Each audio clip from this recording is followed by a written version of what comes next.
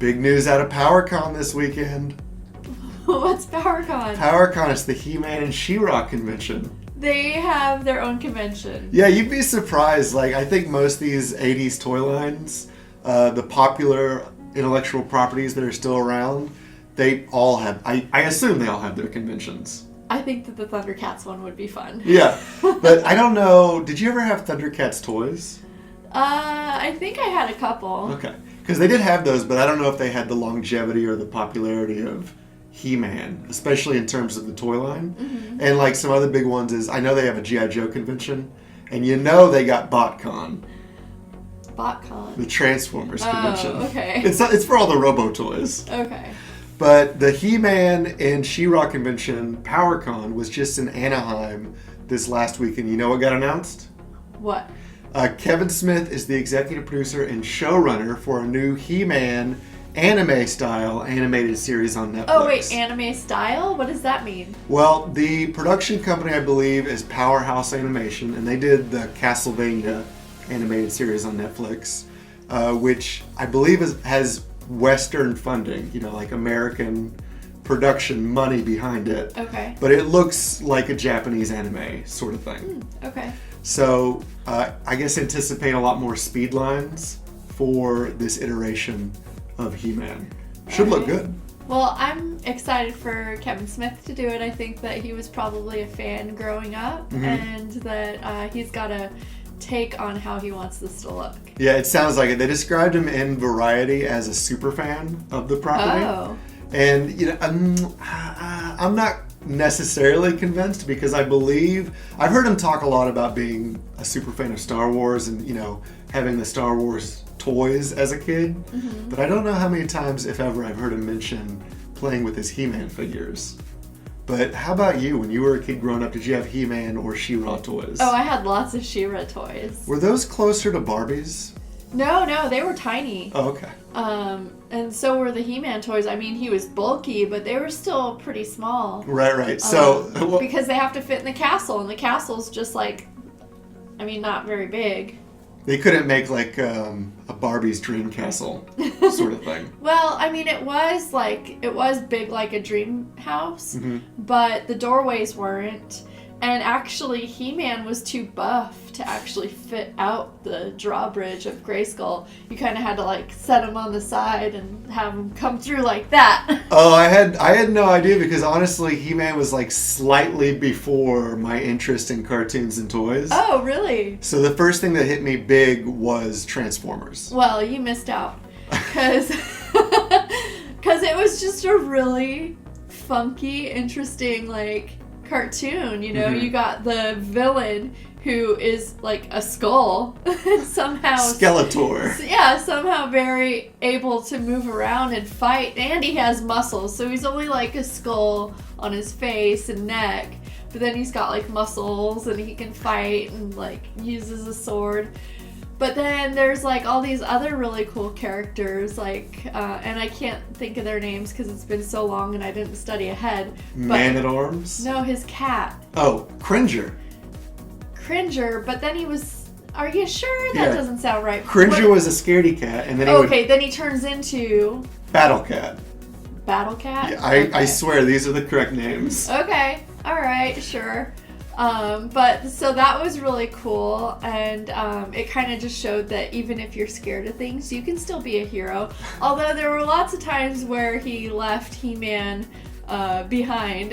He would run away? Yeah, he would. He'd be like, ah! And He-Man be like, where are you? See, now, I didn't know a lot about He-Man, but by the time She-Ra rolled around, I was watching more of that because that would run in syndication in my area at 7 a.m. Okay, right before school? Yeah, right before school. So I would see maybe half an episode of She-Ra every day. But I don't remember talking to anybody about it because I was at an impressionable young age for boys.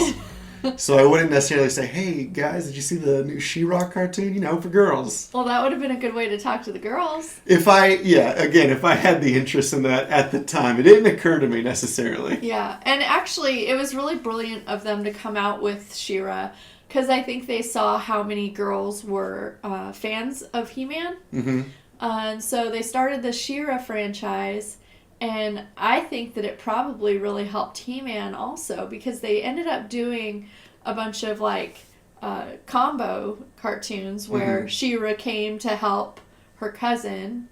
I did see some of those. I remember they had like a Christmas special, which I thought was strange because they're on another planet, right? Uh-huh. But they had like Christmas in Eternia. Or maybe it was like Star Wars where they gave it another name, like Life Day. But they had snow anyway. You know, the other thing I really liked about the cartoon when I saw some of it, I liked the theme songs. We won't sing them now, but I really liked the He-Man theme song and the She-Ra theme song. Classic sort of like 80s intro, sort of kids heavy metal stuff. I liked when he pulled the sword out. By the power of Grayskull! Right. He tells his story like in the intro theme song. He's like, when I held aloft my magic sword and said, by the power of Grayskull, secret powers were revealed to me. And I think it was secret powers for him. And then for She-Ra, she had fabulous powers. She does the same thing. She talks about when I held aloft, what does she have, a wand? No, she has a sword. Oh, she had a sword? Come on. Okay. She held aloft her She could, sword. like, hold it in front of her eyes, too. And she said fabulous powers were revealed to me, Oh. I believe.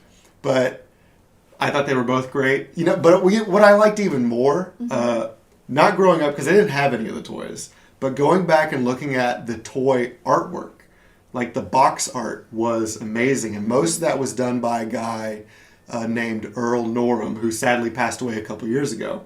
But he, way back in the day, did like Pulp Fiction men's adventure covers. So you can guess already he's a perfect fit for this sort of adventure fantasy illustration. And they even put out a book of that recently, just like all the toy box art. And I'm using some of that as my inspiration for my art today. Yeah. Which is, well, you know what I'm doing here? Yeah. You got He-Man, the bro saver of the universe. Yeah, the Bro Saver. I did Silent Bob, Kevin Smith as his character Silent Bob as He-Man. As He-Man. Yeah. That's great. And I even gave him a couple abs. Yeah, that was very nice of you. Yeah. So he has Silent Bob backwards cap, sort of the goatee and the facial hair, and then the big green coat, the overcoat. But I was like, you know what?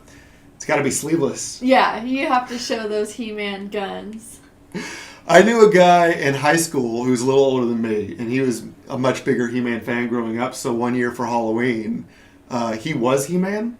And this is a challenging costume for most people because you can't fake it. Yeah, you have to wear the muscle suit. Well, no, I would say you gotta have the muscles. That's what I was getting at. My buddy had the muscles. He looked like He-Man come to life. Wow. So, yeah, I'm glad you didn't meet him first.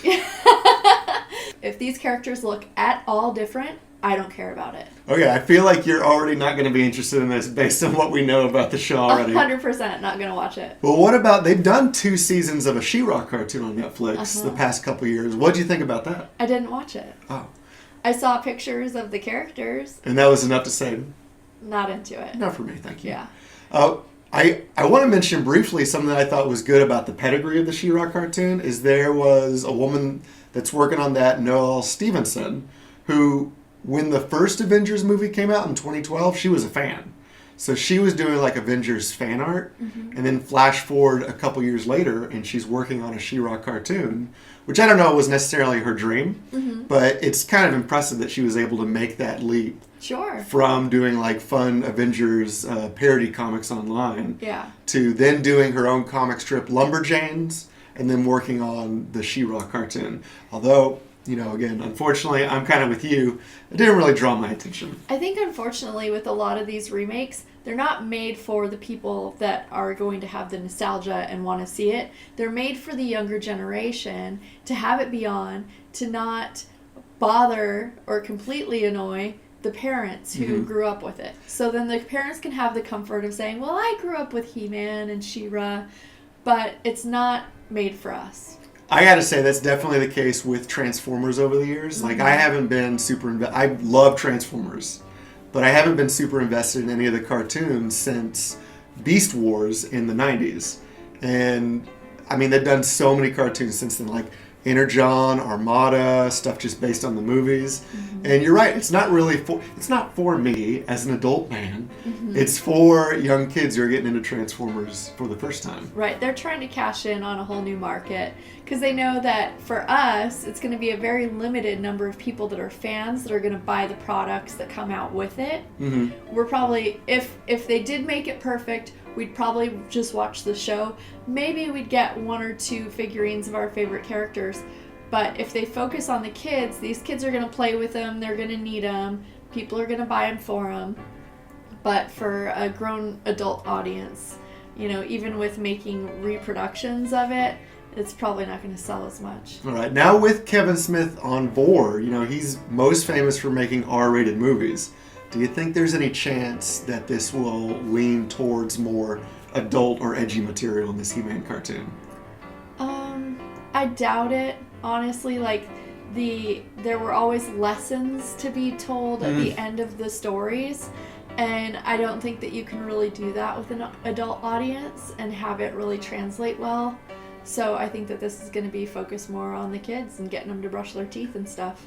That's absolutely. I completely forgot about the lessons. They didn't do this in Transformers, but in like G.I. Joe and He-Man and a couple of the cartoons, they would have at the end a 20 or 30 second segment about, like, you know, don't play with downed power lines or don't play inside of an abandoned refrigerator. Right.